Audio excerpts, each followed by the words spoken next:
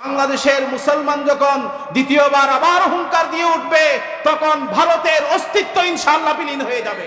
যারা আমাদেরকে অন্যায়ভাবে পানি দিয়ে মারার চেষ্টা করে, আমরা যদি বাংলাদেশের মুসলমানরা যদি এখন সেভেন সিস্টারের মধ্যে একইভাবে আগুন লাগিয়ে দিই, তোমাদের ঘরের আগুন টেকানো তোমাদের জন্য কঠিন। পানি দিয়ে বন্যায় ভাসিয়ে দিচ্ছ, এটা সম্পূর্ণ মানবতা বিরোধী একটা অপরাধ।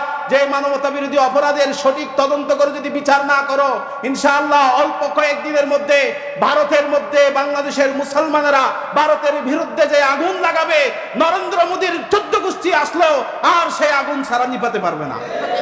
আমরা মৌলানা ভাসানীর উত্তরসূরি, এই ছোট্ট একটা বিষয় নিয়ে বাংলাদেশের শহীদ প্রেসিডেন্ট জিয়াউর রহমান চুপ থাকেনি, আমরা তার উত্তরসূরি। সুতরাং আমরা আমাদের দেশের প্রত্যেকটা ইঞ্চি ইঞ্চি জায়গা ইনশাআল্লাহ আমরা বুঝিয়ে নিব। সময় আসতেছে, সতর্ক হয়ে যেতে হবে। পানি যেভাবে দিয়েছ, যদি আরেকবার এরকম দুঃসাহস করো, তোমাদের দুঃসাহসকে ইনশাআল্লাহ আমরা গুড়িয়ে দিব। নূহ আলাইহিস সালাম, আবুল বাশার আত-তানি, মানব জাতির দ্বিতীয় পিতা বলা হয় নূহ আলাইহিস সালামকে। মানব জাতির আদি পিতা হলো হযরত আদম আলাইহিস সালাম। সাইয়েদুনা আদম আলাইহিস সালামের পরে দ্বিতীয় রাসূল হিসাবে পৃথিবীতে আগমন করেছিলেন হযরত নূহ আলাইহিস সালাম। এবং নূহ আলাইহিস সালামকে আবার আরেক দিক দিয়ে খুবই অবিস্মরণীয় একজন রাসূল হিসাবে মনে করা হয়। সাইয়েদুনা আদম আলাইহিস সালামকে আল্লাহ তাআলা যে ওহী দিয়েছিলেন, সেই ওহী ছিল আল ওয়াহয়ু আত-তাকওয়িনী। আত-তাকওয়িনী মানে হলো গঠন করা, পৃথিবীকে সংস্কার করা। আদম আলাইহিস সালামের পূর্বে এর পৃথিবীতে কোনো ব্যক্তি বসবাস করত না, মানুষের বসবাস ছিল না। যার কারণে এই পৃথিবীতে মানুষ কিভাবে বাঁচবে, কিভাবে কোন জিনিসটা কিভাবে ব্যবহার করবে, সেই ব্যবহার শিখিয়েছেন আদম আলাইহিস সালামের সময়। কোন গাছের, না হলে আপনি দেখেন কোন গাছের পাতা খেলে মানুষের জ্বর ভালো হয়, মানুষের সর্দি ভালো হয়, এটা সেই সময় কোনো ল্যাবরেটরি ছিল। বর্তমানে আপনি একটা গাছের পাতা নিয়ে ল্যাবরেটরিতে দিয়ে আপনি বলতে পারেন এটা হলো অমুক ল্যাবরেটরি বা অমুক ডাক্তাররা বলেছে যে এই গাছের পাতা খেলে অসুখ ভালো হয়ে যাবে। কিন্তু আজকে থেকে 1000 কোটি বছর আগে আপনি কোনো ধরনের ল্যাবরেটরি পাবেন, কোন মাছটা খাবো কোন মাছটা খাবো না। একই সমুদ্রের পুটকা মাছ আমরা খাই না, আবার একই সমুদ্রের অন্যান্য মাছ আমরা খাই। এটা হলো কেন? আল্লাহ তাআলা শিখিয়ে দিয়েছেন, ওয়া আল্লামা আদামাল আসমাআ কুল্লাহা। আদম আলাইহিস সালামকে সব কিছুর জ্ঞান আল্লাহ তাআলা শিখিয়ে দিয়েছেন। কোনটা তোমার জন্য উপকারী, কোনটা তোমার জন্য অপকারী, সব কিছু আল্লাহ তাআলা আদম আলাইহিস সালামকে শিখালেন। আদম আলাইহিস সালাম তার সন্তানদের মাধ্যমে এই পৃথিবীতে এটা শিখিয়েছেন। সুবহানাল্লাহ। কোন পশু খাবেন, কোন পশু খাবেন না, কোন খাবার আপনার স্বাস্থ্যের জন্য উপকারী, কোন খাবার স্বাস্থ্যের জন্য উপকারী নয়, সব কিছু শিখিয়েছেন। পোশাক আশাক কিভাবে পরতে হবে। মানুষ যে আপনার ওই যে জুতা আবিষ্কার, একটা রবীন্দ্রনাথের একটা কবিতা আছে, অদ্ভুতভাবে জুতা আবিষ্কারের কথাগুলো বলে, কিন্তু কোরআনিক সায়েন্স এ কথা বলে না। কোরআনিক সায়েন্স বলে মানুষকে আল্লাহ তাআলা জুতার ব্যবহার সেই জান্নাতের মধ্যে শিখিয়েছেন। সুবহানাল্লাহ। জান্নাতের মধ্যে মানুষকে কাপড়ের ব্যবহার শিখিয়েছে। এখানে দুনিয়াতে এসে মানুষ কাপড়ের ব্যবহার মানুষ শিখেনি, সবগুলো জান্নাত থেকে শিখে আসছেন। যা যা কিছু দরকার একজন মানুষ হিসেবে থাকবে সবকিছু। এরপরে হযরত নূহ আলাইহিস সালামকে আল্লাহ তাআলা এই দুনিয়াতে পাঠিয়েছেন ওয়াহিয়ে তাশরিঈ, শরীয়ত সম্পর্কিত ওহী দিয়ে। প্রথম মানে এটা হারাম, এটা হালাল, আল্লাহর ইবাদত করো। তারপরে যারা মূর্তি এই সেই যারা আছে তাদের পূজাকে বাদ দাও, তাগুতকে বাদ দাও, এবং জান্নাত জাহান্নাম এই সব কিছুর বিস্তারিত ওয়াহিগুলো আল্লাহ তাআলা প্রথম দিয়েছিলেন হযরত নূহ আলাইহিস সালাম। আল্লাহ তাআলা কোরআন কারীমে সূরাতুন নূহের মধ্যে আলোচনা করছেন। রব্বুল ইজ্জত ঘোষণা করলেন, ইন্না আরসালনা নূহান ইলা কওমিহি আন আনদির কওমাকা মিন ক্বাবলি আন ইয়াতিয়াহুম আযাবুন আলীম। আমি নূহ আলাইহিস সালামকে তার কওমের কাছে প্রেরণ করেছি। এবং কেন প্রেরণ করেছি? আন আনদির কওমাক, নূহ আলাইহিস সালামকে বলেছি তুমি তোমার কওমকে সতর্ক করো। প্রথম সতর্ক করার জন্য নূহ আলাইহিস সালামকে আল্লাহ তাআলা আদেশ দিয়েছেন। এর আগে জাহান্নামে যেতে হবে, জান্নাতে যেতে হবে, এই ধরনের সতর্কবাণী উৎসাহবাণী এর আগে দেয়া হয়নি, প্রথম নূহ আলাইহিস সালামকে দেয়া হয়েছে। এবং সেই সতর্কতা কখন? আইয়াতিয়াহুম আযাবুন আলীম, কঠিন আযাব আসার আগে তোমরা সবাই সতর্ক হয়ে যাও। কঠিন আযাব কখন আসবে পরবর্তী আয়াতগুলোতে আল্লাহ তাআলা ব্যাখ্যা করছেন। অর্থাৎ পৃথিবীতে মানুষকে আল্লাহ তাআলা যে ক্ষমতা দিয়েছেন, শক্তি দিয়েছেন, সেই শক্তি অর্থাৎ যে হায়াত দিয়েছেন, সেই হায়াত আল্লাহ তাআলা একটা স্বাভাবিক মৃত্যু দিয়েছেন। আবার কেউ যদি অতিরিক্ত করে তার জন্য আবার আল্লাহ তাআলা ধ্বংস নাজিল করে অস্বাভাবিক তার জন্য মৃত্যু আছে। কাউকে আল্লাহ তাআলা দুনিয়ার মধ্যে এতদিন পর্যন্ত ক্ষমতায় রাখবেন, আবার কেউ যদি অস্বাভাবিক সেটা চর্চা করে তাহলে স্বাভাবিক সময়ের আগে আল্লাহ তাআলা তার পতন ঘটাবেন, এমন সময়ে আল্লাহ তাআলা বলে দিয়েছেন।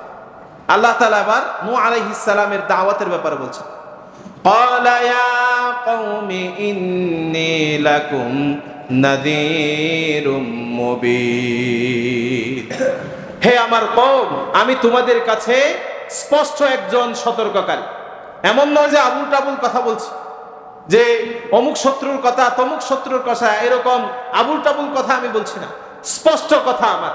তুমি মরবা, যদি দুনিয়াতে তুমি ঈমান আনো, যদি ভালো কাজ করো, মরার পরে তোমার জন্য সুন্দর একটা হায়াত তোমার জন্য অপেক্ষা করছে।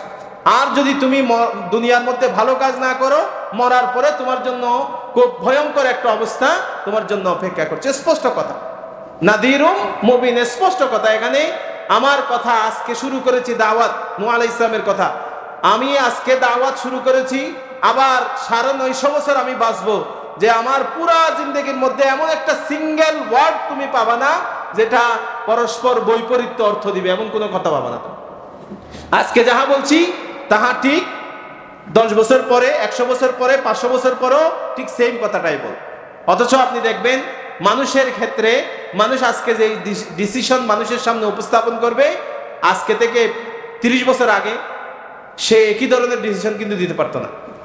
একজন ব্যক্তি প্রফেসর হয়েছেন যেদিন প্রথম, তিনি সেদিন যেমন বুদ্ধা একটা জ্ঞান সমৃদ্ধ মতামতগুলো মানুষের সামনে উপস্থাপন করতে পারবেন, সেই ধরনের জ্ঞান সমৃদ্ধ কথা কিন্তু 30 বছর পরে গিয়ে দিতে পারেন না, তার মতামত কিন্তু চেঞ্জ করতে হবে।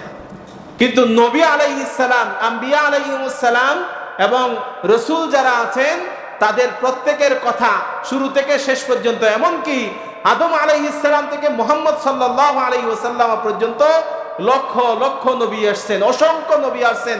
কোন একজন নবীর কথার সাথে আরেকজন নবীর কোনো কথা দ্বিমত না, প্রত্যেকটা কথা একই রকম। প্রত্যেক নবীর দাওয়াত হলো আনি ইবুদুল্লাহ, আল্লাহর ইবাদত করো, ওয়াত্তাকুহু, আল্লাহকে ভয় করো, ওয়াতিউনা, তোমরা এবং আল্লাহ এবং রাসূলের আনুগত্য করো। এই প্রত্যেকটা কথাই এমন, সুবহানাল্লাহ, কোনো কথার মধ্যে কোনো বৈপরীত্য নাই।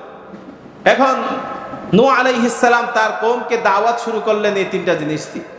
3 নম্বর আয়াতের মধ্যে আল্লাহ তাআলা বলছেন, নূহ আলাইহিস সালাম তার কওমকে বলছেন আনি'বুদুল্লাহা ওয়াত্তাকুহু ওয়া আতিউন, তোমরা এই পৃথিবীতে আল্লাহ তাআলা তোমাদেরকে মানুষ হিসাবে সৃষ্টি করেছেন, সৃজন করেছেন।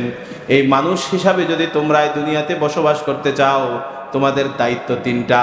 1 নাম্বার হলো আনি'বুদুল্লাহ, আল্লাহর ইবাদত করবা, ওয়াত্তাকুহু 2 নাম্বার হলো তাকওয়া অর্জন করবা, 3 নাম্বার হলো ওয়াতিউনা, তোমাদের সামনে যত নবী রাসূল থাকবে সমস্ত নবী রাসূলকে তোমরা ইতাআত আনুগত্য করবা। সুবহানাল্লাহ, 3টা কাজ। বলেন তো কয়টা কাজ? 3টা কাজ আজকে থেকে মনে রাখতে হবে।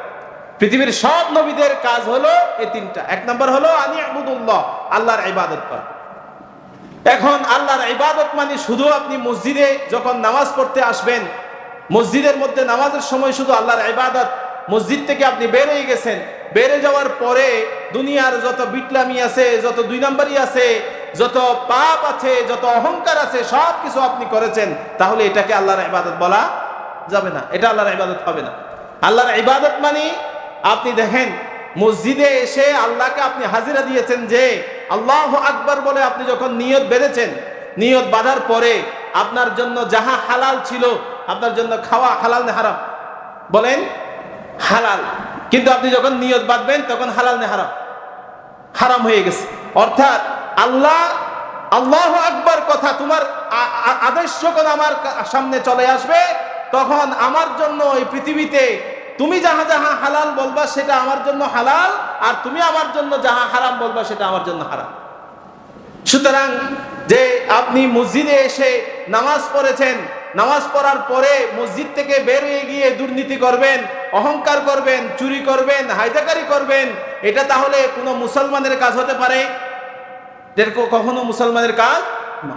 2 নম্বর ওয়াত্তাকু, তাকওয়া অর্জন করা। এখন আসেন মা মা'নাত তাকওয়া। তাকওয়া কি?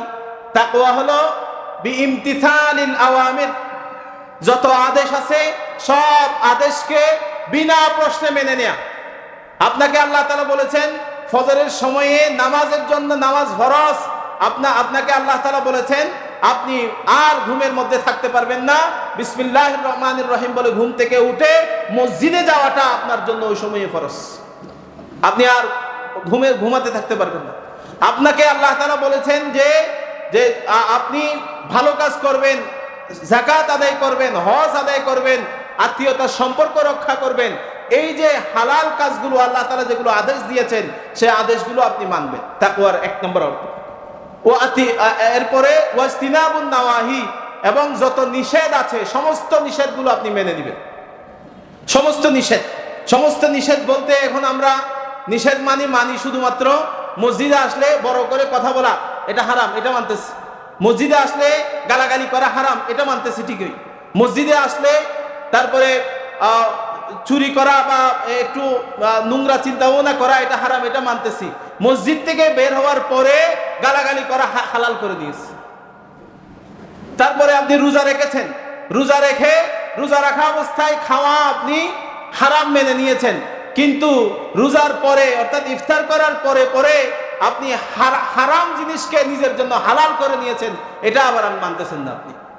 আপনি যদি সত্যিকারের মুমিন হন, সত্যিকারের মুসলমান হন, যে আল্লাহর ভয়ে আপনি রোজার মধ্যে দিনে আপনি না খেয়ে আছেন, সে আল্লাহর ভয়ে 365 দিন যাবতীয় হারাম কাজ থেকে, যাবতীয় হারাম খাওয়া থেকে আপনাকে বিরত থাকতে হবে, ঠিক কিনা বলেন?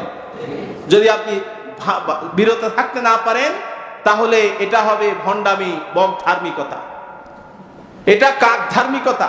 এই ভগধার্মিক অবস্থাগুলো দিয়ে আপনি আপনার জীবনে দুনিয়াতে অনেক কিছু হয়তো পাবেন, কিন্তু পরকালে আপনার জন্য কোনো ছাড় নাই।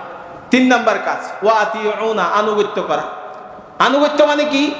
আনুগত্য মানে হলো আপনি আপনার জীবনে আল্লাহর নবীর যত ক্বালা রাসূলুল্লাহ আপনার সামনে আসবে, রাসূলের যত কাজ আপনার সামনে আসবে, রাসূলের যত সুন্নাহ আপনার সামনে আসবে, সেই সুন্নাহকে আপনাকে যথাযথভাবে বিনা প্রশ্নে বিনা দ্বিধায় আপনাকে মেনে নিতে হবে। যদি আপনি মেনে নেওয়ার ক্ষেত্রে আপনার ভিতরে যদি কোনো ধরনের ভুল চিন্তা থাকে, কোনো ধরনের বাজে চিন্তা, বক্রতা চিন্তা আপনার থাকে, আপনার ঈমানও বক্র হয়ে যাবে। রাসূলের সুন্নাহ হলো এই পৃথিবীতে খেলাফত বাস্তবায়ন করা। আপনি যদি বলেন, চিন্তা করেন যে এই সময়ে 1400 বছর আগে পরে এসে এই আধুনিক সময়ে রাসূলের খেলাফত বাস্তবায়ন করা মানুষের দ্বারা সম্ভব নয়, তাহলে আপনার চেয়ে পাক্কা মুনাফিক এই আসমান এবং জমিনের নিচে আর নাই, ঠিক কিনা বলেন? এই যে আপনার রাসূলের খেলাফত ব্যবস্থা, এটা একটা রাসূলের সুন্নাত কাজ। আপনি যদি বলেন নামাজ পড়া আপনি ফরজ, সেটা আপনি মেনে নিয়েছেন, রাসূলের কথা, আল্লাহর কথা, কিন্তু জিহাদ করা ফরজ, সেই জিহাদকে সন্ত্রাস বলে যদি আপনি চালিয়ে দেন, আপনি কোরআনের বইকে যদি সন্ত্রাসী বই হিসাবে আপনি চালিয়ে দেন, জিহাদি বই হিসাবে আপনি চালিয়ে দেন, তাহলে আপনি আলগা মুসলমান। আপনার মতো মুসলমানগুলো কবরে যাওয়ার পরে আর মুসলমান চিন্তা কখনো মুসলমান হিসাবে পরিচয় দিতে পারবে না। এজন্য আপনার কথা এবং কাজের সাথে অ্যাকর্ডিং টু ইউর ইমান, আপনার ইমানের সাথে বরাবর হতে হবে, হুবহু হতে হবে। ইমান মানে শুধু এমন নয় যে মুখে স্বীকৃতি দিয়েছি, এমন নয়। আপনার আমল বিল আরকান, আমলও ঠিক থাকতে হবে, এবং ইকরার বিল লিসান, যে আপনার অন্তরে মুখের স্বীকৃতিও ঠিক থাকতে হবে, আবার আপনার কলবে যে আপনি বিশ্বাস করেছেন সেই বিশ্বাসও ঠিক থাকতে হবে। তিনটা একসাথে, বিশ্বাস, মুখে স্বীকৃতি এবং আপনার কাজ, তিনটা যদি হুবহু কোরআন এবং সুন্নাহ অনুসারে হয় আপনি পাক্কা মুসলমান। তাহলে আপনার এর বিপরীত হলে আপনার মুসলমানিতে জামিলা আছে। এরপরে এখন আসি, দেখেন হযরত নূহ আলাইহিস সালাম বললেন, যদি তোমরা এই 3টা কাজ করো তাহলে তোমাদের জন্য আল্লাহ তাআলা কিছু ওয়াদা দিয়েছেন, আল্লাহ তাআলা কিছু ফলাফল রেখেছেন, উপকারিতা রেখেছেন। সেটা কি?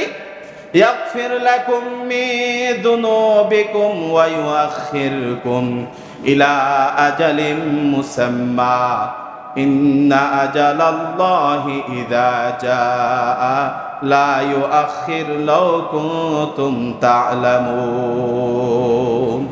যদি তোমরা এই তিনটা কাজ করো, আনি আবুদুল্লাহ ওয়াত্তাকু ওয়াতিউন, এই তিনটা কাজ যদি তোমরা করো, ইয়াগফির লাকুম মিন যুনুবিকুম, আল্লাহ তাআলা তোমাদের গুনাহ, সব গুনাহগুলো মাফ করে দিবেন। মিনটা মিনে বায়া, যত গুনাহ আছে তোমার ঈমান আনার আগে আপনি যাহা গুনাহ করেছেন, ঈমান আনার পরে আপনার জন্য জীবনের সব গুনাহ আল্লাহ তাআলা ক্ষমা করে দিবেন।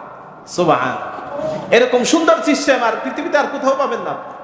সব গুনাহ আপনার, আপনি আজকের আগ পর্যন্ত আপনার ভেতরে নিফাকি চিন্তা ছিল, মুনাফিকি চিন্তা ভাবনা ছিল, আপনি আজকেই বুঝেছেন যে এটা মুনাফিকি চিন্তা ভাবনা, মুনাফিকি ঈমানদার যে আমি, তাহলে আপনি আজকে থেকে সিদ্ধান্ত নিয়েছেন কোরআন এবং হাদিস অনুসারে আমি বরাবর হুবহু ইঞ্চি ইঞ্চি মেপে চলবো। আপনি যদি আজকে তওবা করেন, আপনার ঈমানকে যদি আপনি নবায়ন করেন, তাহলে আজকের পূর্বে যত আল্লাহর হক আপনি নষ্ট করেছেন, আল্লাহ তাআলা চাইলে আপনার জীবনের সব গুনাহ ক্ষমা করে দিতে পারে। জোরে বলি ইনশাআল্লাহ। কিন্তু বান্দার হকগুলো যথাযথভাবে আদায় করতে হবে। বান্দার হক মানে শুধু এখন আমরা টাকা পয়সা, কেউ একজন মারা গিয়েছে, জানাজার পূর্বে দাঁড়িয়ে বলে আমার বাবার সাথে যদি কারো সাথে কোনো ধরনের লেনদেন থেকে থাকে, টাকা পয়সার থেকে তাকে আমার সাথে যোগাযোগ করেন। তোমার বাবা কত মানুষের কলিজায় কষ্ট দিয়েছে, তোমার বাবা কত মানুষকে মিথ্যা মামলায় ফাঁসিয়েছে, কত মানুষকে মিথ্যা মামলার মধ্যে জড়িয়ে দিয়েছে, মিথ্যা সাক্ষ্য দিয়েছে, সেটার মাফ কে নিবে? সেটা তো আর কেউ ক্ষমা করবে। যে এই যে ব্যাপারগুলো, শুধু টাকা পয়সা আপনার আরেকজনের হক, ব্যাপারটা এমন না। প্রতিবেশী হিসাবেও কিছু হক আছে, সেই হকগুলো আদায় করতে। এখন আসেন, যদি আপনি এই তিনটা কাজ করেন, আপনার গুনাহগুলো আল্লাহ তাআলা ক্ষমা করে দিবেন। এক নম্বর কাজ। দুই নম্বর কাজ কি? যে আল্লাহ তাআলা আপনাকে দুই নম্বর একটা ফায়দা দিবেন। সেটা কি? ওয়া ইউআখিরকুম ইলা আজালিম মুসাম্মা, নির্দিষ্ট সময় পর্যন্ত আপনাকে আল্লাহ তাআলা হায়াত দান করবেন, নির্দিষ্ট সময় পর্যন্ত। না হলে যে আপনি যদি আল্লাহর যে রুলস, আল্লাহর যে আহকাম, আল্লাহর যে হুকুম, সেটা যদি আপনি ভায়োলেন্স করেন, সেটা যদি আপনি উতরে গিয়ে আপনার মতো করে আপনি চেষ্টা করেন, তাহলে কোন সময়ে এসে আল্লাহ আপনার পতন কিভাবে যে লিখে দিবে আপনি কল্পনাও করতে পারবেন না। গতকালকের রাজা আজকে আপনি প্রজা হয়ে, আজকের যিনি প্রজা তিনি আবার আগামীকাল রাজা হয়ে যেতে পারে। আল্লাহই করে দিবেন, এটা মুহূর্তের মধ্যে শেষ করে দিবেন আল্লাহ তাআলা। এই জন্য আল্লাহ তাআলা বলছেন, যদি এই তিনটা কাজ করো, তাহলে আল্লাহ তাআলা তোমাকে হায়াতের শেষ পর্যন্ত নিয়ে যাবে। আর না হলে আল্লাহ তাআলা, তুমি যদি ভায়োলেন্স করো আল্লাহর নিয়মগুলো, নির্দিষ্ট সময়ের মৃত্যুর আগে তোমার মৃত্যুটা, তোমার ধ্বংসটা আল্লাহ তাআলা লিখে রাখবে। এরপরে নূহ আলাইহিস সালাম তার বয়ান, বক্তব্য, তার দাওয়াত স্পষ্ট ভাষায় দিয়ে দিয়েছেন। কোনো এখানে দ্ব্যর্থক কোনো কথা নাই, দুর্ভূত কোনো কথাবার্তা নাই, সব কিছু স্পষ্টভাবে নূহ আলাইহিস সালাম বলে দিলেন। নূহ আলাইহিস সালামের এই দাওয়াত শুনে নূহ আলাইহিস সালামের কওমের যত বড় বড় নেতা ছিল, তারা চিন্তা করেছে যে নূহ আলাইহিস সালাম যেভাবে একটা দাওয়াতের কথা বলছে, সেই দাওয়াত যদি আমরা এখন মানি, তাহলে আমাদের সবাইকে নূহ আলাইহিস সালামের আনুগত্য করতে হবে। আনুগত্য করলে কি হবে? ফলে আমাদের হাত থেকে নেতৃত্ব চলে যাবে। নেতৃত্ব চলে গেলে কি হবে? আমরা যে এতদিন পর্যন্ত যে দুই নাম্বারই করেছি, সেই দুই নাম্বারিগুলো মানুষের কাছে ফাঁস হয়ে যাবে। এই চিন্তা আসে। তখন নূহ আলাইহিস সালামের কওমের যারা বড় বড় লিডার, তাদের কথা আল্লাহ তাআলা সরাসরি কোট করছেন। রব্বুল ইজ্জাত বললেন, ক্বালাল মালাউল লাযীনা কাফারু মিন কওমিহি মা নারাকা ইল্লা বাশারাম মিথলানা ওয়া মা নারাকা ইত্তাবা'আকা ইল্লাল্লাযীনা হুম আরাদিলুনা বাদিয়ার রা'ই ওয়া মা নারা লাকুম আলাইনা মিন ফাদলিন বাল নাযুন্নুকুম কাযিবিন। বলছেন তিনটা কথা তারা বলেছে নূহ আলাইহিস সালামের সময়ে যারা বড় বড় লিডার। ক্বালাল মালাউ, আল মালা শব্দের অর্থ হলো বড় বড় লিডার, নেতৃস্থানীয় যারা ছিল তারা বলছে, মা নারাকা ইল্লা বাশারাম মিথলানা, নূহ আলাইহিস সালাম, আমরা তো তোমাকে আমাদের মতো সাধারণ মানুষ ছাড়া আর কিছুই দেখতে পাচ্ছি না। নাউযুবিল্লাহ। যে আমরা যেভাবে সাধারণ চিন্তা করি, তুমিও সেভাবে সাধারণ চিন্তা করো। এভাবে যত নবী আছে, সমস্ত নবীদের উম্মতদের মধ্যে যারা কাফের ছিল, নবীদের দাওয়াতের যারা প্রতিবন্ধকতা সৃষ্টি করার চেষ্টা করত, তাদের প্রত্যেকের এই দাবি ছিল নবীকে তারা সাধারণ মানুষ বানানোর চেষ্টা করত। অর্থাৎ সাধারণ মানুষ যেভাবে চিন্তা করে এই নবীগুলো সেভাবে চিন্তা করে, অর্থাৎ নবীদের সাথে আল্লাহর সাথে কোনো সম্পর্ক নাই, নাউযুবিল্লাহ। তারা আমাদের মতোই, জাস্ট আমরা যেভাবে কল্পনা করে গবেষণা করে কোনো সিদ্ধান্ত বের করি, নবীদের সিদ্ধান্তগুলো এমন একটা কথাবার্তা তারা চালিয়ে দেওয়ার চেষ্টা করে। কিন্তু আদতে নবীদের যে কথা, সেই কথাগুলো নবীদের নিজের কথা নাকি আল্লাহর কথা? আল্লাহর কথা। এখন তারা আবার বলে ওয়ামা নারাকা তাবাআকা ইল্লাল্লাযিনা হুম আরাদিলুনা বাদিয়ার র, আমরা তোমার আশেপাশে যাদেরকে দেখছি তারা হলো উরাই, যারা হলো আরাদিলুনা, আমাদের মধ্যে সবচেয়ে নিকৃষ্ট, আমাদের মধ্যে সবচেয়ে দুর্বল, সবচেয়ে গরিব, বাদিয়ার র, এবং যাদের মতামত সমাজের মধ্যে কেউ খায় না, এমন মানুষগুলোকে তো তোমার আশেপাশে দেখছি।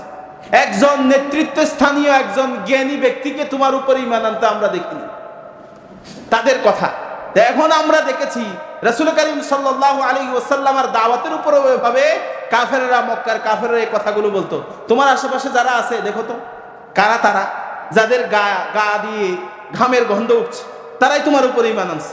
মক্কার অভিজাত শ্রেণীর কোন একজন ব্যক্তি তোমার উপর ঈমান আনলো না কেন? আপনি দেখেন হযরত আবু বকর রাদিয়াল্লাহু তাআলা আনহু ছাড়া যত এর পরবর্তীতে যারা ঈমান এনেছেন, প্রথম শ্রেণীর ঈমানদার সবাই কিন্তু দুর্বল। হযরত ইয়াসার, হযরত আম্মার, হযরত সুমাইয়া, হযরত বেলাল রাদিয়াল্লাহু তাআলা আনহুম সবাই ছিল খুব দুর্বল, খুব গরিব। এই কথা শোনার পরে নবী করিম সাল্লাল্লাহু আলাইহি ওয়াসাল্লাম একদিন সাহাবায়ে কেরামদের মধ্যে যারা দুর্বল তারা ঈমান এনেছে, ইয়া রাসূলুল্লাহ, তারাতে এই কথাগুলো বলছে, মানে দুর্বলেরাই আমরা ঈমান আনতেছি, দুর্বলেরা ছাড়া আর কেউ ঈমান আনছে না আপনার উপরে। নবী করিম সাল্লাল্লাহু আলাইহি ওয়াসাল্লাম হাদিস বর্ণনা করলেন, ইমাম তিরমিজি রাহিমাহুল্লাহ হাদিসটি বর্ণনা করেছেন। সাইয়েদনা আবু হুরায়রা রাদিয়াল্লাহু তাআলা তিনি বলছেন, ইয়াদখুলুল ফুকারা আল জান্নাহ ক্বাবলা আগনিয়া বি500 আম, যারা দরিদ্র আছে সেই দরিদ্র ব্যক্তিরা ধনীদের 50,000 বছর আগে তারা জান্নাতের মধ্যে চলে যাবে। সুবহানাল্লাহ। যেই দিন, যে সেই দিনটা কত হবে, যে নিসফু ইয়াউমিন, যে সেটা আবার 50,000 বছর যেটা দুনিয়ার আছে সেটা হলো আপনার 25 বছর পূর্বে, 25 বছর পূর্বেই তারা জান্নাতে চলে যাবে। সেটা হবে ওই যে কিয়ামতের যে একটা দিন আছে, সে একটা দিনের আধা দিন, অর্থাৎ কিয়ামতের দিনটা দুনিয়ার 50,000 বছরের সমান কিয়ামতের একদিন।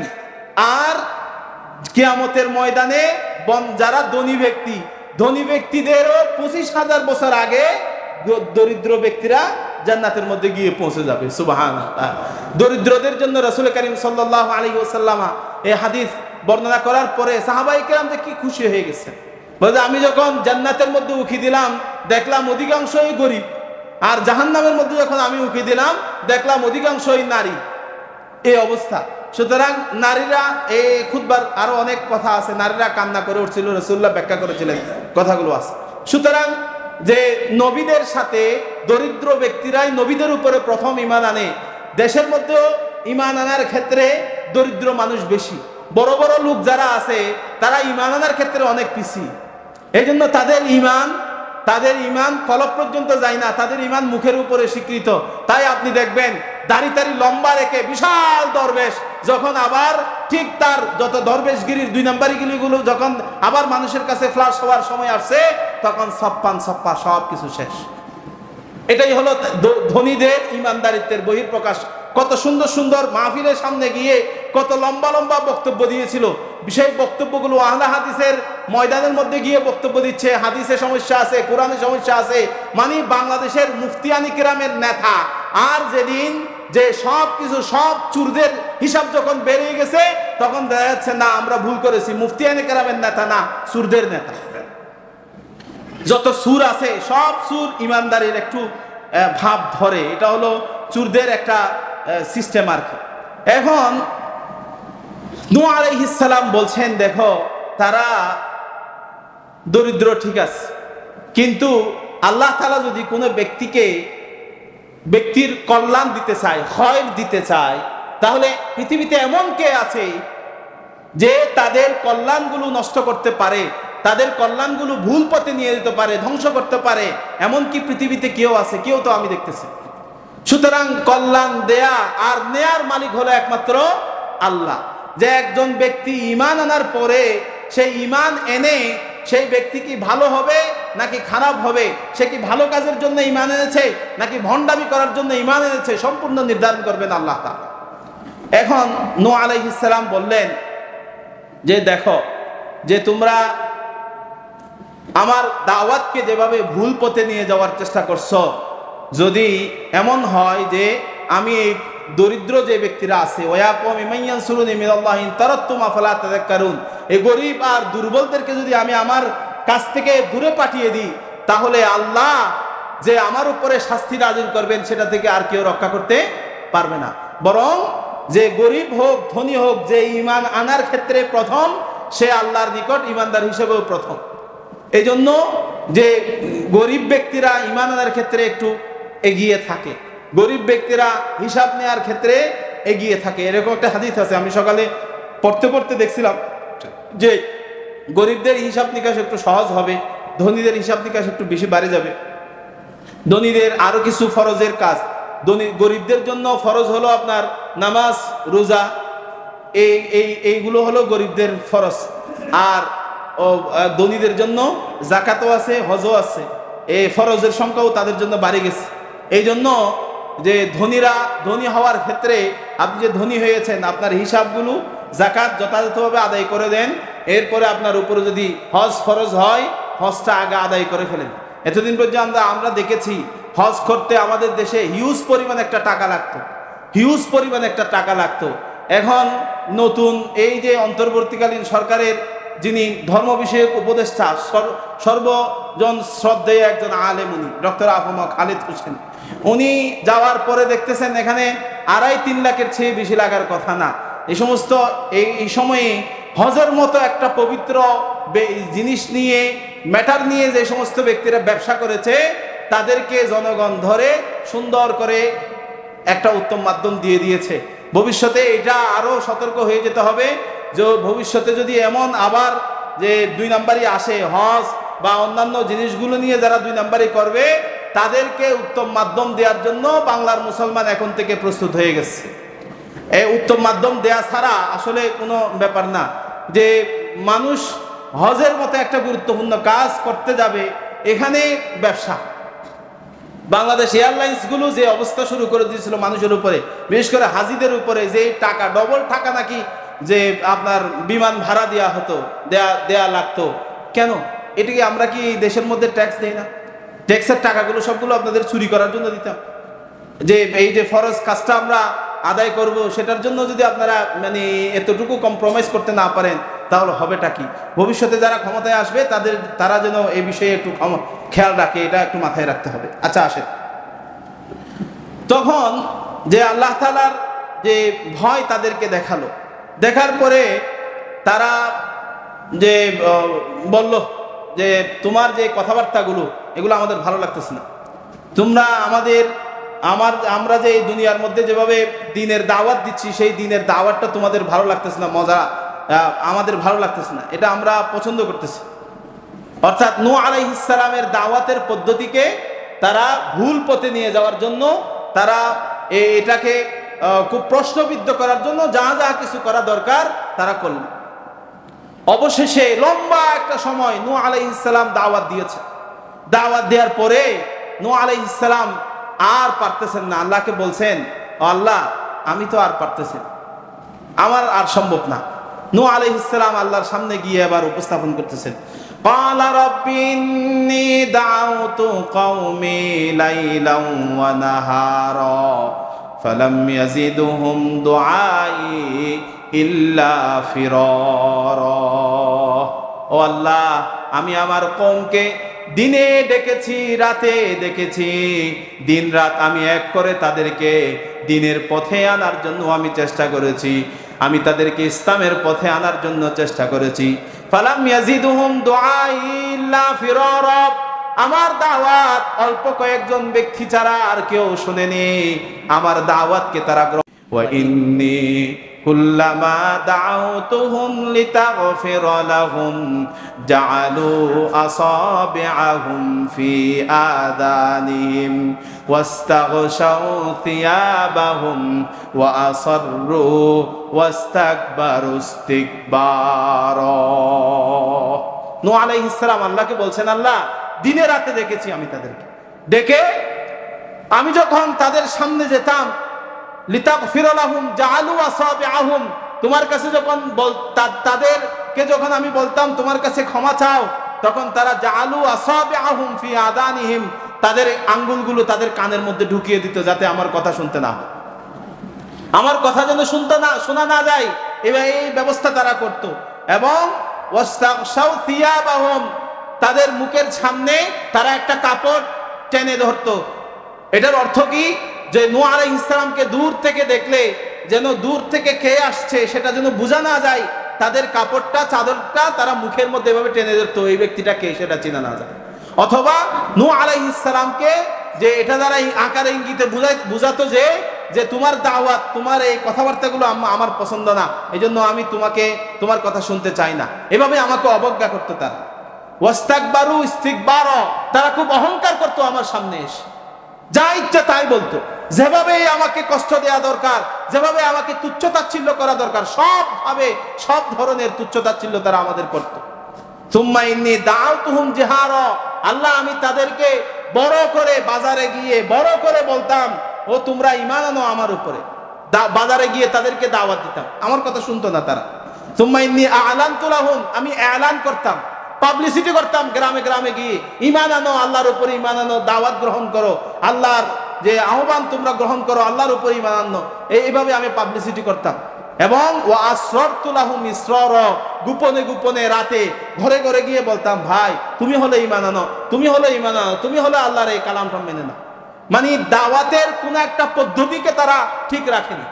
এখানে আমাদেরকে একটা জিনিস শিখাচ্ছে, সেটা হলো যখন সময় ভালো আসবে তখন পাবলিসিটি করে ইসলামের দাওয়াত দাও, খারাপ সময় যখন আসবে তখন তোমরা তলে তলে তলে তলে যার ঘরে যেভাবে যাকে যেভাবে ইসলামের পথে আনা দরকার সেভাবে ইসলামে আনো।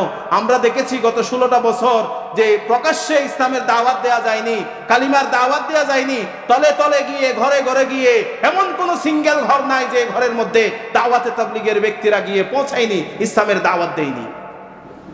আমরা দেখেছি এই কারণে আজকে পুরা বাংলাদেশের মধ্যে সুন্দর একটা ইসলামের সুমহান সুরভ একটা সুরভিত একটা সুন্দর সূর্য আমাদের সামনে উদিত হওয়ার সম্ভাবনা আছে, যদি আল্লাহ তাআলা আমাদের তৌফিক দান করেন এবং আমাদের অভ্যন্তরীণ যে সমস্ত ছোট ছোট কথাবার্তাগুলো, মনোমালিন্যতাগুলো যেগুলো আছে সেগুলো যদি আমরা ছেড়ে দিতে পারি, আমাদের মনটা যদি ব্রড করতে পারি, বড় করতে পারি, তাহলে বাংলাদেশে ইসলাম কায়েমকে আর কেউ দাবিয়ে ঠেকিয়ে রাখতে পারবে না।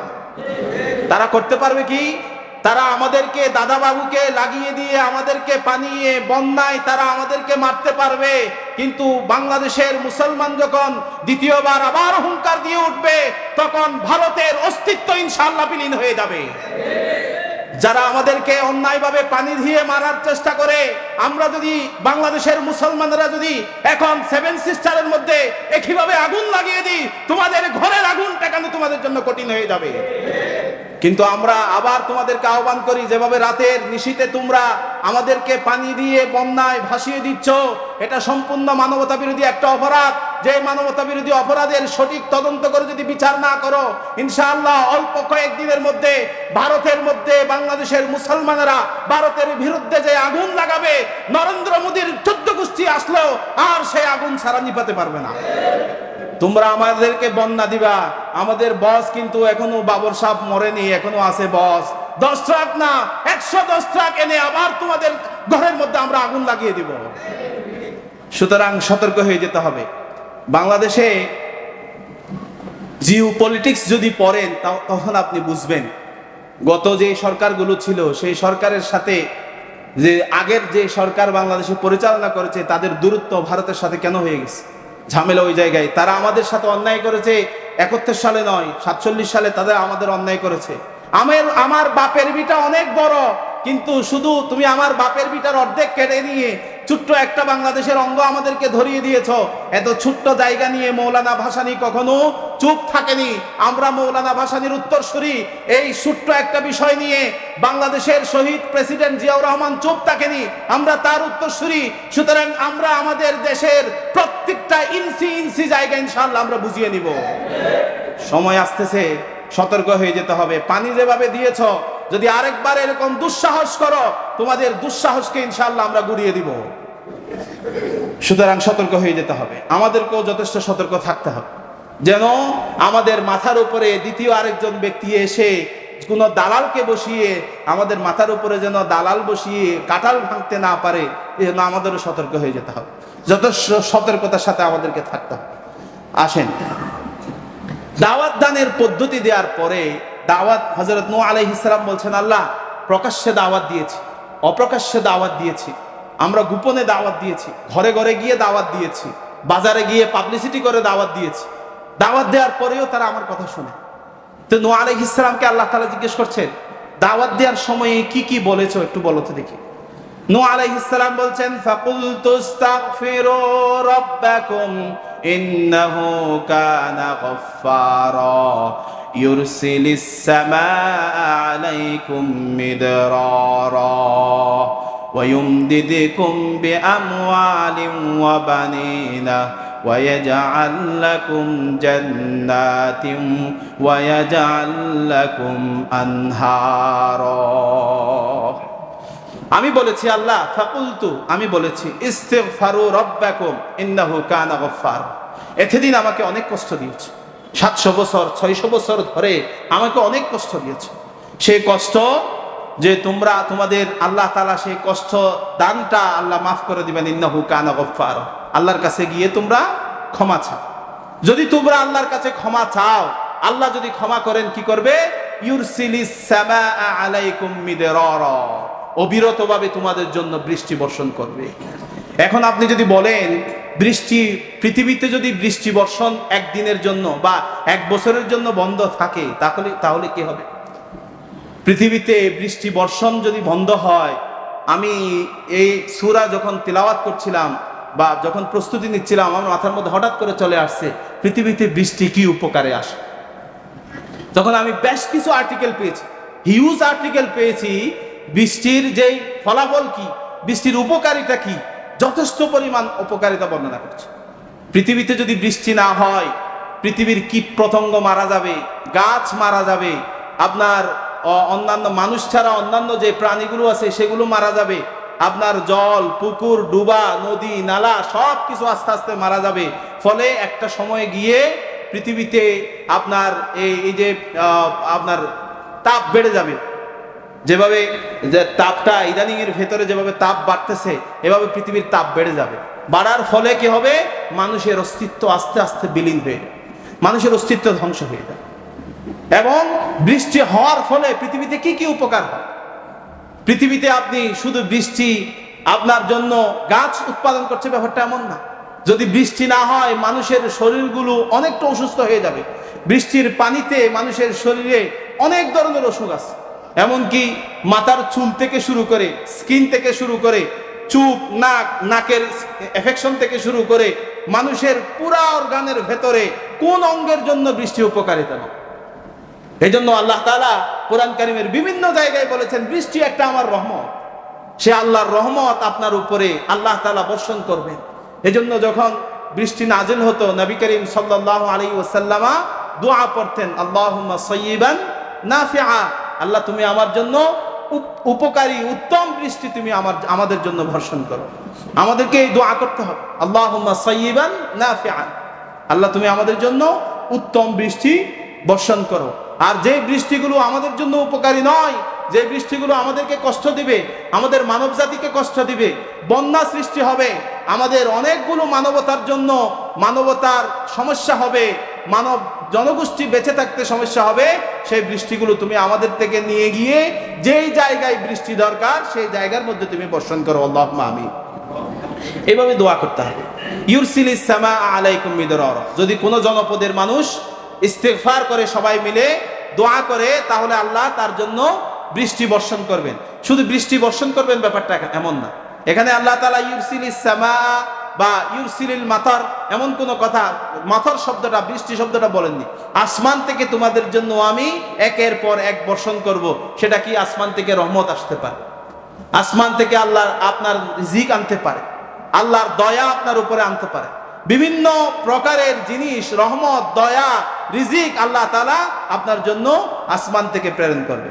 এবং ওয়ায়ুমদিদুকুম বিআমওয়াল, আপনার জন্য আল্লাহ তাআলা সম্পদকে বাড়িয়ে দিবে। পৃথিবীতে এমনও অনেক সম্পদশালী আছে, যে সম্পদশালী পৃথিবীর শ্রেষ্ঠ সম্পদশালী, কিন্তু তাকে জাহান্নামে যেতে হয়েছে। কারণ গত জুমাতে আমরা বলেছি। আবার পৃথিবীর সবচেয়ে গরিব দরিদ্র ব্যক্তি, তার কাছে কোনো সম্পদই নাই, কিন্তু সে জান্নাতের অনেক শ্রেষ্ঠ একজন ব্যক্তি হতে পারে। আমরা বলতে পারি হযরত বেলাল, হযরত আম্মার, ইয়াসার রাদিয়াল্লাহু তাআলা আনহুম, তারা অনেক দরিদ্র ব্যক্তি, কিন্তু তারা জান্নাতে অনেক আগে থাকে। সুতরাং টাকা আছে আর নাই সেটা আপনার জান্নাতে যাওয়ার প্রধান কারণ নয়, আপনার তাকওয়াই জান্নাতে যাওয়ার আপনার প্রধান কারণ। এটা মাথায় রাখতে হবে। ইউয়াইমদিদুকুম বিআমওয়াল ওয়া বানিনা, আপনাদের সন্তান সন্ততিতে আল্লাহ তাআলা বরকত দিবে।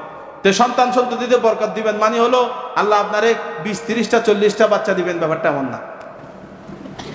আল্লাহ আপনাকে এমন সন্তান দিবেন যে একটা সন্তান কোটি সন্তানের চেয়ে শ্রেষ্ঠ একজন সন্তান হবে। আল্লাহ আপনার নসলের মধ্যে এমন একটা সন্তান দিবেন যে সন্তান আল্লামা দেলোয়ার হোসেন সাঈদীর প্রকৃত উত্তরসূরি হতে পারে। আপনাকে আল্লাহ তাআলা এমন একটা সন্তান দিবেন যে সন্তান ডক্টর জাকির নায়েকের উত্তরসূরি হতে পারে। আপনাকে আল্লাহ তাআলা এমন একজন সন্তান দিবেন আল্লামা মামুনুল হকের মতো যুগশ্রেষ্ঠ একজন মুহাদ্দিস দিতে পারে, বিশাল বিশাল তাফসীরুল কুরআন মুফাসসির দিতে পারে, মুহাদ্দিস দিতে পারে, মুফতি দিতে পারে। আপনার কপালের মধ্যে আল্লাহ তাআলা যে একটা সন্তান সারা পৃথিবীর ইসলাম প্রচারের জন্য যথেষ্ট ইনাফ, এমন একজন সন্তান আল্লাহ আপনাকে দান করবে। আবার আপনি দেখবেন কিছু কিছু মানুষের সন্তান আছে ছেলের কারণে বাপকেও ডুবাইছে, এমন আছে না? একটা 15 লক্ষ টাকার ছাগল নিয়ে বাপও ডুবছে, ছেলেও ডুবছে, গদিও শেষ, আমও শেষ, শালাও শেষ। এমন একজন কর্মকর্তা যদি তার ছেলে 15 লাখ টাকা দিয়ে যদি কুরবানি করতে পারে, তাহলে বাংলাদেশের মানুষদের তো মানে দরিদ্র থাকার তো কথা না। একজন সরকারি চাকরিজীবীর মানে যদি এত টাকা হয়, দেশের মধ্যে তার গরিব থাকার কথা না। দেশে এত গরিব কেন? এটা এত গরিব হলো আমাদের দেশের মধ্যে আল্লাহ তাআলা রিসোর্সের অভাব নেই। কোনো একটা জায়গায় আপনি রিসোর্স দেখবেন না। যেই জায়গায় আপনি মাছ ফেলাবেন সেই জায়গার মধ্যে মাছের চাষ হচ্ছে, যেই জায়গায় আপনি বীজ ফেলাবেন সেখানেই বীজ হচ্ছে। এমনকি ছাদের উপরে পর্যন্ত মানুষ চাষ করতেছে বর্তমানে, সেখানে অনেক ধরনের ফল ফসল হচ্ছে। পৃথিবীতে অসংখ্য জায়গা আছে যে জায়গাগুলো মরুভূমির কারণে মানুষ চাষাবাদ করতে পারতেছে না, কিন্তু আমাদের এখানে কিছুর অভাব নাই। অভাব আছে শুধুমাত্র একটার, সেটা হলো তাকওয়া, সেটা হলো ইমানদার ন্যায়পরায়ণ কিছু শাসক। যে সমস্ত শাসকদের হাতে ক্ষমতা গেলে তারা চুরি করে খাবে না, তাদের সামনে 20-30 রকমের আইটেম থাকবে না, তারা ঝালমুড়ি আর চানাচুর দিয়ে দুপুরের খাবার খেয়ে ফেলবে। এমন আল্লাহর ওলিরা যদি মন্ত্রী হয়, তাহলে দেশে আর দরিদ্র ইনশাল্লাহ থাকবে না, কোনো ব্যাপার না। কত বিলিয়ন টাকা, 92-93 বিলিয়ন টাকা যে ডলার, মার্কিন ডলার আমাদের থেকে চুরি হয়েছে। দশটা নাকি মানে পদ্মা সেতু বানানো যেত। এতদিন পর্যন্ত আমরা একটার পেছনে ঘুরতে ঘুরতে ওদিকে কয়েকটা তো ছাড়ে দিছি, চলে গেছে। সুতরাং সামনে যারা ক্ষমতায় আসবে, আমরা এরকম আর ফাঁকি দেয়া যে ওই যে আপনার শেয়াল যে দেখাইছিল, আপনার শিয়ালকে যে কুমিরের বাচ্চা দেখাইছিল শিয়াল, এরকম না একটা দেখিয়ে 10টাকে এই ব্যাপারটা এমন না। অনেকগুলো কি করতে হবে, এই ব্যাপারটা এমন পদ্ধতিটা রাখতে হবে, এটা হলো কথা। আচ্ছা আসেন, এরপরে আল্লাহ তাআলা বলছেন যে ওয়াকাদ খলাকাকুম আতওয়ারা আলাম তারাউ কাইফা খলাকাল্লাহু সাবআ সামাওয়াতিন তিবাকা। তোমরা কি দেখছো না আসমানের উপরে, আসমান যে 7টা আসমান তোমাদের জন্য আমি সৃষ্টি করেছি, তৈরি করেছি। এই 7টা আসমান আমি যদি না দিতাম, 7 স্তরে যদি সৃষ্টি না করতাম, তোমাদের জন্য কি কঠিন একটা অবস্থা হয়ে যেত। তোমরা কি বুঝতে পারছো? তোমাদের জন্য কি কঠিন হয়ে যেত। ওয়া জাআলাল কামারা ফীহিন্না নূরা, তোমাদের জন্য নূহ আলাইহিস সালামের দাওয়াত যে আমি তোমাদের জন্য একটা কমর, চন্দ্র দিয়েছি। পৃথিবীতে যদি চাঁদ না থাকতো কি হতো দেখেন তো। চাঁদ যদি না থাকতো তাহলে আপনার যে চাঁদ এবং সূর্যের ফলে জোয়ার ভাটা যেটা সেটা নষ্ট হয়ে যেত, অনেকগুলো সামুদ্রিক প্রাণীর অস্তিত্ব নষ্ট হয়ে যেত, পৃথিবীর যে ঘূর্ণয়ন সে ঘূর্ণয়ন নষ্ট হয়ে যেত, ফলে পৃথিবী একটা সময় গিয়ে ধ্বংস হয়ে যেত। ম্যানগ্রোভের মতো যে বনগুলো আছে সেই বনগুলো ধ্বংস হয়ে যেত, পুরা প্রাকৃতিক পরিবেশটা একটা বিপর্যয় হয়ে যেত যদি চাঁদ না থাকতো। আল্লাহ কত মানে খুব কলা কৌশলের সাথে কত মানে সুন্দর একটা কারিকুলাম দিয়ে আল্লাহ তাআলা চাঁদকে সৃষ্টি করলেন, চাঁদকে বসিয়ে দিলেন। ওয়াজআলা শামসা সিরাজা, আল্লাহ তাআলা তোমাদের জন্য একটা সূর্য দিয়েছেন।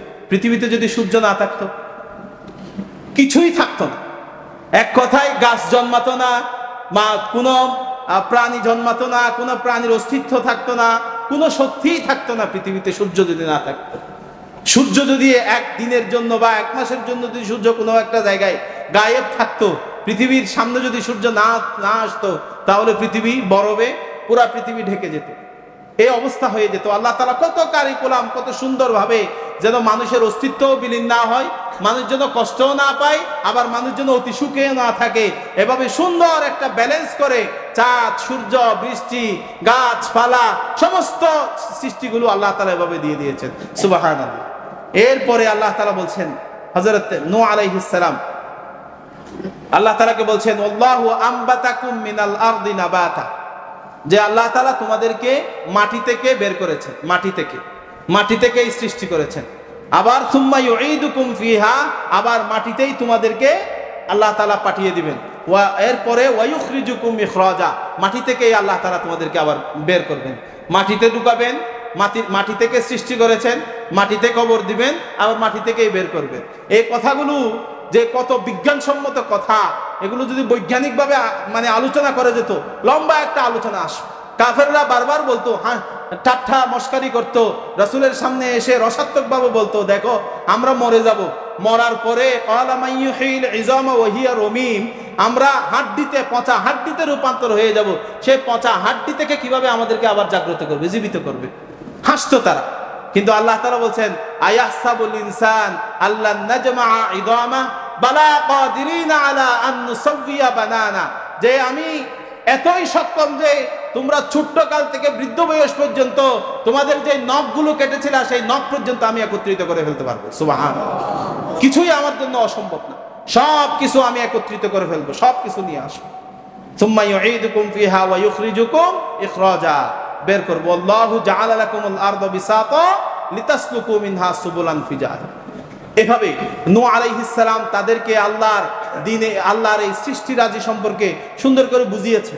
বুঝানোর পরে নূহ আলাইহিস সালাম এবার আল্লাহ তাআলাকে সামনে গিয়ে আরেকটু অনুযোগ দিয়েছেন। আমরা আগামী জুমাতে ইনশাআল্লাহ আলোচনা করব সেটা।